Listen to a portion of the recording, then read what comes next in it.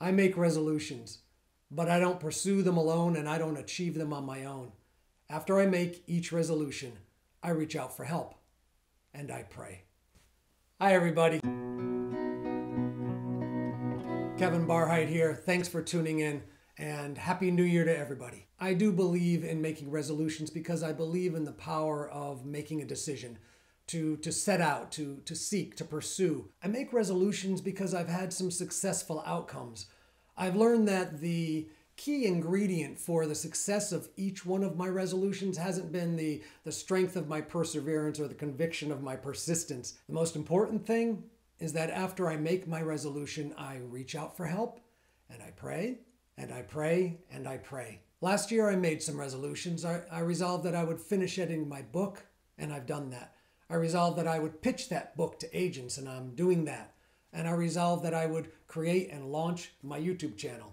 And here we are, 28 episodes in. I also made another resolution, a much more, meaningful internal resolution. I resolved that I would meditate with other people. And that was a tough one for me because I've been meditating for going on 34 years, practicing mindfulness, but meditating with other people has always been very difficult for me. It's just not something that I'm comfortable with. So I committed to getting out of my comfort zone.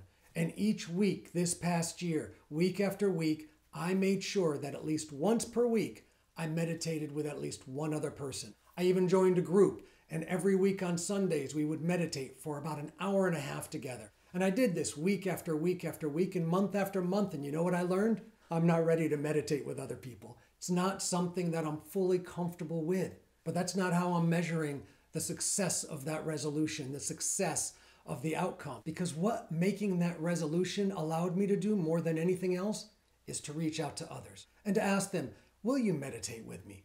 How do you meditate with other people? And for each one of these resolutions, as I reached out for help from other people and I reached out in prayer, that prayer became hope. And as that hope grew and materialized, the hope became ambition. 34 years ago, my reaching out for help and my prayer turned into hope when I went to my first meeting, turned into hope when I reached out to my first sponsor, turned into hope when I reached out to others to help me work the 12 steps, has turned into hope, and that has turned into ambition.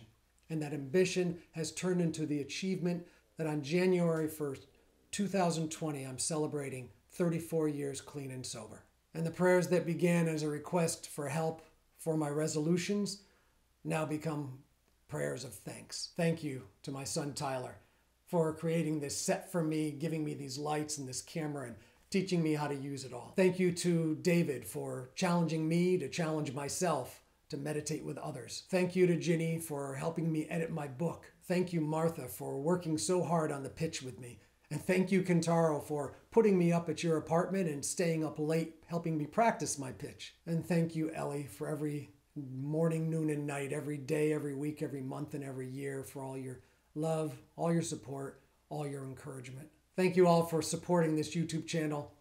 Please know that I'll continue making resolutions, and so I'll continue to need to ask for your help, and I'll continue to pray. Thanks again for tuning in. Thanks again for all your help. Thanks for all your support. And really, from the bottom of my heart, Happy New Year to you all. Take care.